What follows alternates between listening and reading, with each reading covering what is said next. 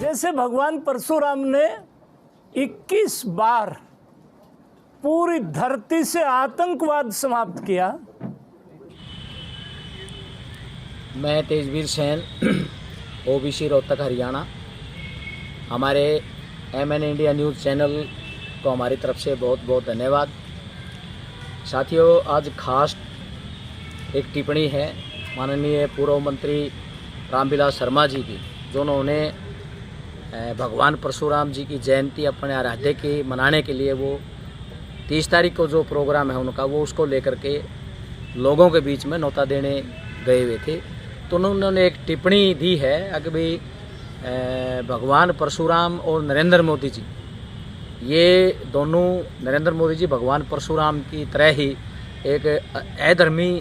लोगों के खिलाफ उनका संघर्ष है। आपको पता है कि जम्मू कश्मीर में घूमने गए 26 लोगों को जिस तरह से धर्म पूछ करके जिन लोगों की हत्या की गई है, तो मैं मानता हूं कि भाई वो एक बात कहीं ना कहीं उचित हो सकती है। लेकिन हम तो आपके माध्यम से इतना कहना चाहते हैं कि माननीय रामविलास शर्मा जी ने जिस तरह से कहा है कि भाई भगवान परशुराम ने आतंकवाद को ख़त्म करने के लिए वो फरसा उठाया था, इसका मतलब ये है कि उस समय आतंकवादी जो लोग थे जिनका उन्होंने 21 बार जिनको भूमि से रहित किया, यानी कि उन्होंने क्षत्रियों को आतंकवादी माना है। मैं ये कहना चाहता हूँ, अगर आतंकवाद था तो आतंकवादी से ही आतंकवाद होता है, लेकिन वो व्यवस्था के अनुसार क्षत्रिय थे, न कि वो आतंकवादी थे। मैं ये कहना चाहता हूँ कि उस समय जो हमारे जो क्षत्रिय भाई थे, वो इस देश के इस समय जो हमारे क्षत्रप भाई हैं, जैसे हमारे जाट भाई हैं, हैर हैं, गुज्जर हैं, और भी हमारे जितने भी रोड हैं, मराठा हैं, ये सभी की सभी हमारी जो जातियाँ हैं, ये सभी की सभी इस समय जो हमारी किसान जातियाँ हैं, तो ये उस समय जिस समय की ये बात कह रहे हैं, भगवान परशुराम का जहाँ जिक्र करते हैं, उस समय ये सभी के सभी लोग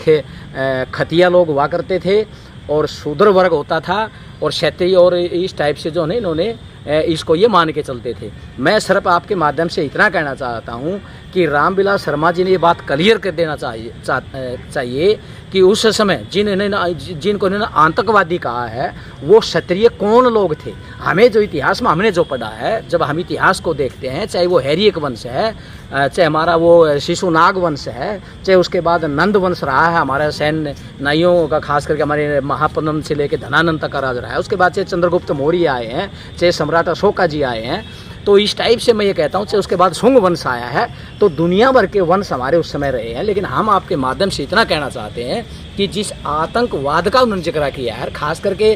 भगवान परशुराम के जो फरसे का उन्होंने जो इस्तेमाल यहाँ करके दिखाया है, कहा है कि भी नरेंद्र मोदी जैसे आज आतंकवाद को ख़त्म करने के लिए अपनी शक्ति का इस्तेमाल कर रहे हैं, तो भगवान परशुराम भी उस समय आतंकवादियों को और आतंकवाद को ख़त्म करने के लिए अपना फरसा उठा रहे थे। मैं बस आपसे हमारा इतना ही उससे कहना है कि अगर वो गलती से निकल गया है तो उसके लिए उन्हें माफ़ी मांगनी चाहिए, और आदमी से गलती हो जाती है। लेकिन हम इतना ज़रूर पूछना चाहते हैं कि क्या आप आज का हमारा जो कृषक है,